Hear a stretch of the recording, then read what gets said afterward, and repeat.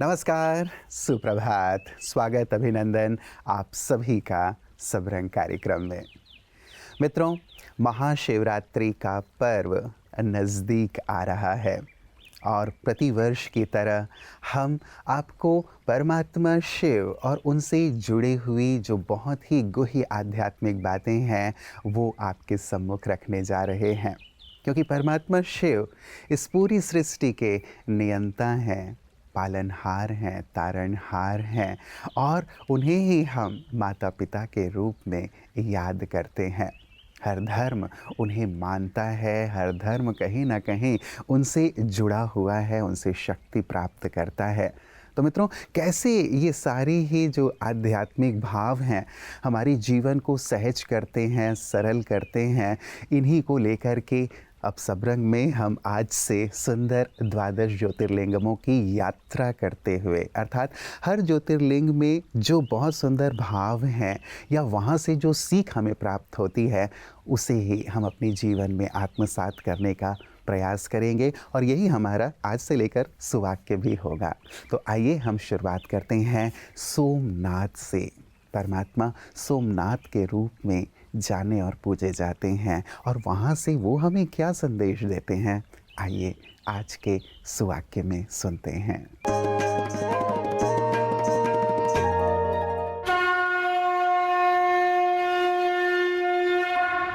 आज मनुष्य हैरान और परेशान है। भगवान के दर्शन के लिए कितनी भक्ति कर रहा है, फिर भी कहीं न कहीं अज्ञान की नींद में सोया हुआ है। अहंकार, ईर्ष्या, निंदा जैसी अज्ञानता से जागृत करने के लिए ही परमात्मा शिव सच्चा गीता ज्ञान दे रहे हैं और इसी का यादगार स्वरूप सोमनाथ मंदिर के रूप में स्थापित किया गया है। सोमनाथ अर्थात ज्ञान रूपी सोमरस पिलाने वाले। जब भक्त आत्माएं परमात्मा शिव द्वारा दिए गए इस ज्ञान का अमृत पान करती हैं, तो सदियों की अशांति समाप्त हो जाती है। इसलिए अहंकार रूपी अज्ञानता का त्याग करने से ही हम सोमनाथ के ज्ञान रूपी सोमरस का सच्चा अनुभव कर सकते हैं।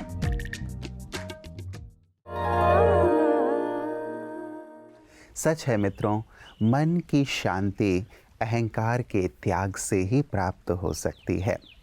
किसी भक्त ने कहा है, जब मैं था तो हरि नहीं थे और जब हरि हैं तो मैं नहीं हूँ। हरि अर्थात परमात्मा।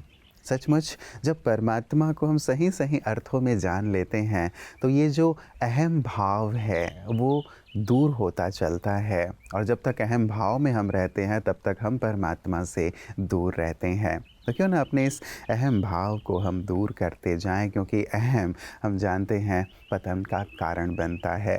अहम हमारे संबंधों में दरार ले आता है और हम कितनी भी ऊंचाई पर हों वहाँ से हमें नीचे ही गिरा देता है, दुख ही पहुँचाता है।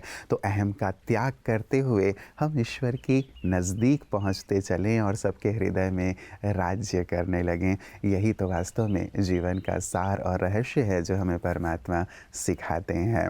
आइए इसी सुंदर रहस्य के साथ, इसी सुंदर बात के साथ चलते हैं अपने अगले सेगमेंट की ओर। ओम शांति दोस्तों, स्वास्थ्य वो अमोल निधि है कि कहा भी जाता निरोगी सुख, सबसे बड़ा सुख निरोगी काया कहते हैं ना। पर काया दो हैं, एक सूक्ष्म काया है, एक स्थूल काया है। सूक्ष्म काया हमारा मन है, स्थूल काया हमारा 5 तत्वों का बना हुआ शरीर है, जिसमें भूमि, जल, वायु, अग्नि, आकाश। उसमें भी जल का परसेंटेज 70% है दोस्तों। और सूक्ष्म काया जो है हमारा मन है। मन अर्थात हमारी टीम।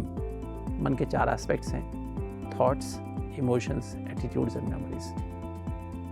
तो जैसा हमारा मन अगर हमारा पॉजिटिव है, हमारा टीम पॉजिटिव है, तो हमारा जो मन सूक्ष्म काया एकदम स्वच्छ होती है, लाइट, बहुत हल्कापन और बहुत ही एक उसमें ज्ञान की लाइट, पवित्रता की लाइट, शांति की लाइट, सत्य एवं निस्वार्थ स्नेह की लाइट, अतीन्द्रिय सुख की लाइट, आनंद की लाइट और शक्तियों की लाइट, शक्तियों से भरपूर लाइट। वो लाइट का मतलब कोई फिजिकल लाइट नहीं है, वो एक अंदर से अवेयरनेस, वो एक प्रॉपर वे ऑफ फंक्शनिंग, वो हमारे अंदर पूरी एनर्जी फ्लो करती है।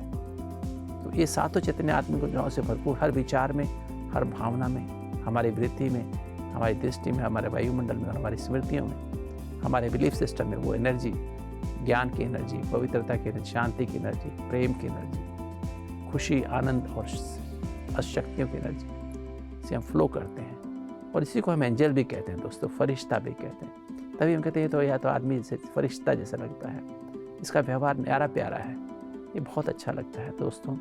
तो जितना आप अपने को राजयोग मेडिटेशन के द्वारा अपने सत्य स्वरूप में टिकेंगे, अपने को अति सूक्ष्म चैतन्य ज्योति बिंदु एनर्जी, पॉइंट ऑफ एनर्जी महसूस करेंगे और उस परम सत्य पावर हाउस जो परमात्मा है, वो जो सातों चैतन्य आत्मिक ऊर्जाओं का पावर हाउस है, उससे कंबाइंड रहेंगे सर्व संबंधों की महीन सार के साथ। तो दोस्तों, आपके अंदर सदा ही सातों चैतन्य आत्मिक ऊर्जाएं हर विचार, हर भावना, हर वृत्ति, स्मृति में भरी रहेंगी और आप बहुत ही हल्का महसूस करते रहेंगे और आपकी एफिशिएंसी इतनी बढ़ जाएगी, आप जो सोचेंगे हो जाएगा, आपको वही थॉट आएगा जो होने वाला होगा। आपकी जो निर्णय शक्ति है वो एक्यूरेट हो जाएगी, आप सत्य को परखने की शक्ति एकदम एक्यूरेट हो जाएगी और हर काम में आप सफलता महसूस करेंगे। मित्रों, ईश्वर में विश्वास अपने आप में न केवल मन की शांति प्रदान करता है, लेकिन मन की तृप्ति और संतोष भी ईश्वर में आस्था से ही आती है। हमें ये बहुत ही गहन विश्वास यदि हो कि ईश्वर मेरे साथ साथ हैं, मेरे माता पिता मेरे साथ साथ हैं, तो जैसे एक छोटा बच्चा अपने माता पिता के साथ कितना सुरक्षित महसूस करता है, उसे कोई चिंता नहीं होती है किसी भी बात की, क्योंकि मेरे पेरेंट्स मेरे साथ हैं, वो मेरी देख रेख करने वाले हैं, वो मेरा ध्यान रखेंगे और मेरे हर प्रकार से कल्याण का ही सोचेंगे और करेंगे। ये उस बालक या बालिका के अंदर भी होता है। ईश्वर भी इसी रूप में सतत हमारे साथ रहते हैं। बस इस विश्वास को, इस आस्था को बनाए रखने की आवश्यकता है, क्योंकि जब ये विश्वास नहीं होता है तो हम नितांत अकेलापन महसूस करते हैं और ये विश्वास अंतर मन में एक शक्ति भर देता है, बल भर देता है। और ये सच है मित्रों कि उस सृष्टि के नियंता जिन्होंने हमें सृष्टि पे भेजा है, वो हमेशा हमारे साथ रहते हैं, कल्याण के भाव से हमारी उन्नति कराने के लिए और हमारे जीवन को सुख, शांति और आनंद से परिपूर्ण करने के लिए। आवश्यकता केवल इस बात की है कि हम उन्हें सही अर्थों में जानें, पहचानें और अपने मन के तार को उनसे जोड़ कर रखें, अपने आस्था और विश्वास को बना कर रखें। और यही कारण है कि आज से हम शिव संदेश की भी शुरुआत कर रहे हैं महाशिवरात्रि पर्व के उपलक्ष्य में, जिसकी शुरुआत आज हम कर रहे हैं। आइए आदरणीय सूर्य भाई जी, जो वरिष्ठ राजयोगी शिक्षक हैं ब्रह्मा कुमारीज़ के, उनसे जानते और सुनते हैं कि परमात्मा शिव का यथार्थ परिचय क्या है, वो है कौन और कैसे हम अपने मन के तार को उनसे जोड़ सकते हैं।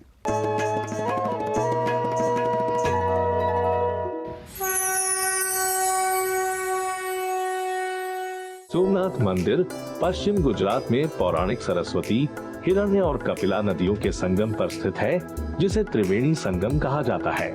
इसे 12 ज्योतिर्लिंगों में प्रथम माना जाता है। परमात्मा के स्वयं के इल्हाम के अनुसार वह प्रकाश का एक बिंदु है, जिसका नाम शिव है, जो निराकार है, अजन्मा है, जिसको इन आँखों से नहीं देखा जा सकता, जो सूक्ष्मति सूक्ष्म है, वो इस धरा पर अवतरित होकर सभी को सत्य ज्ञान दे रहे हैं। और वे कहते हैं कि हमने आधा समय चक्र यानी सतयुग और त्रेता युग पूरा करने के बाद उन्हें पुकारना शुरू किया, क्योंकि तभी से आत्मिक शक्ति का ह्रास होने लगा और हम 5 विकारों से प्रभावित हो गए और उनके गुणों और शक्तियों के आधार पर हमने उन्हें भगवान, अल्लाह, यहोवा, अहुरा मज़दा, एक ओंकार, परमात्मा इत्यादि नाम से पुकारा। जिन्होंने जन्म जन्म उसकी भक्ति की, उस पर दूध चढ़ाए, वो अब उनके ऊपर ज्ञान अमृत की बरसात कर रहे हैं। यह है सोमनाथ मंदिर की कहानी और भारत ने पहली बार दुनिया को दिखाया कि परमात्मा एक है और वह प्रकाश बिंदु है। तो आइए दोस्तों, शिव को उनके वास्तविक प्रकाश रूप में याद करके इस शिवरात्रि को खास बनाते हैं। सुंदर गहन आध्यात्मिक भाव और शिव संदेश, सचमुच मन को आह्लादित करता है ये ज्ञान, जिससे मन सचमुच प्रकाशित होता चलता है। और यही प्रकाश और बढ़ता चलता है जब हम गीता ज्ञान को सुनते हैं। सचमुच गीता में ऐसे सुंदर भाव हैं, ऐसे सुंदर रहस्य हैं जो जीवन को सफलता और सुकून की ओर लिए चलते हैं। तो आइए गीता ज्ञान को अपनाते हैं और जीवन में सफलता पाते हैं।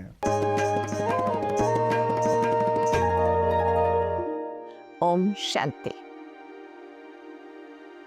श्रीमद् भगवद गीता परमात्मा भगवान जिसको हम कहते हैं, जो हर मनुष्यात्मा का पिता है, सर्व संबंधी है, जिसके लिए गीता कहती है पिता अहमस्य जगतो माता धाता पितामह। सर्व संबंधी वो ही है। इसका अनुभव करना गीता का मकसद है, केवल गायन नहीं, उसका जीवन बनाना। परमात्मा को पिता के समान संरक्षक के रूप में हम देखें। पिता मानो हर बच्चे के लिए एक पेड़ होता है, जो छाया भी देता है, फल भी देता है, संरक्षण भी करता है और जीवन का सत्य भी बताता है। मानो हर पिता हर मनुष्यात्मा के लिए या कोई भी जीव के लिए एक आसमान होता है, जिस आसमान के तले हम बहुत महसूस करते हैं। इसलिए श्रीमद् भगवद गीता के मार्गदर्शन में परमात्मा ने जो बार बार कहा है, परमात्मा को सर्व संबंधी के रूप में अनुभव करो, उसमें पहले वो हमारा पिता है। पिता हर बच्चे को अपने से ऊंच बनाना चाहता है, तो परमात्मा गीता ज्ञानदाता भी दुनिया के हर मनुष्यात्मा को अपने से ऊंच देवात्मा बनाना चाहते हैं। मित्रों, आज हमने बात की है परमात्मा के विषय में। सचमुच परमात्मा जो सृष्टि के नियंता हैं, इस सृष्टि के पालनहार हैं, तारणहार हैं। मैं सोचता हूँ, जैसे प्रारंभ में हम बात कर रहे थे कि अहंकार से मुक्त होंगे तभी मन की शांति मिलेगी, अहंकार से मुक्त होंगे तभी परमात्मा को जान पाएंगे। तो मैं सोच ये रहा था कि परमात्मा जो सृष्टि को रचने वाले हैं, वो कितने अपने आप को गुप्त रखते हैं, पर्दे के पीछे रखते हैं, करते वही सब कुछ हैं, लेकिन फिर भी पर्दे के पीछे अपने आप को कभी भी सामने नहीं लाते हैं कि मैं सब कुछ कर रहा हूँ, तुम मुझे मानो, मुझे पूजो। कभी भी वो ऐसा नहीं कहते। और पूरी कायनात में जो भगवान ने रची हुई है, उसमें हम अपने अस्तित्व को देखें कि हम कितने छोटे से हैं, अदने से हैं, और फिर भी हमारा अहम यूनिवर्स से भी बड़ा हो जाता है कि हम इतने बड़े हैं, लोग हमें जाने माने। आप देखें कितनी आकाश गंगाएं, उन आकाश गंगाओं में हमारा एक सौर मंडल, एक आकाश गंगा, उसमें हमारा सौर मंडल, इतने सारे ग्रह, उनमें से एक हमारा पृथ्वी ग्रह, उसमें इतने सारे देश, उसमें से हमारा एक देश, एक प्रदेश, जिला, हाँ, उसके बाद हम कहाँ, एक मोहल्ले, एक घर, इस घर में एक छोटे से हम। इस पूरी श्रृंखला में अपने आप को देखें तो पाएंगे कि सचमुच अहम का कोई रोल नहीं है। जितने हम निर्माण होकर रहते हैं, जितने हम अपने अहम का त्याग करते हैं, सचमुच हम उतने ही ईश्वर के नज़दीक पहुंचते हैं और उतने ही हम अपने जीवन में महान कार्य कर पाते हैं। तो मित्रों, आइए चलते हैं, हम द्वादश ज्योतिर्लिंगों की यात्रा करते रहेंगे और साथ ही ईश्वर की और करीब पहुंचते चलेंगे और उनके समान, उनके गुणों से अपने आप को सींचते चलेंगे। यही सुंदर संकल्प हम रखें, ताकि महाशिवरात्रि तक पहुँचते पहुँचते हम भी कुछ सुंदर भावों, कुछ सुंदर गुणों से अपने आप को श्रृंगार लें। तो बने रहिएगा हमारे साथ, कल पुनः इसी वक्त मुलाकात होगी। नमस्कार, ओम शांति। जीवन के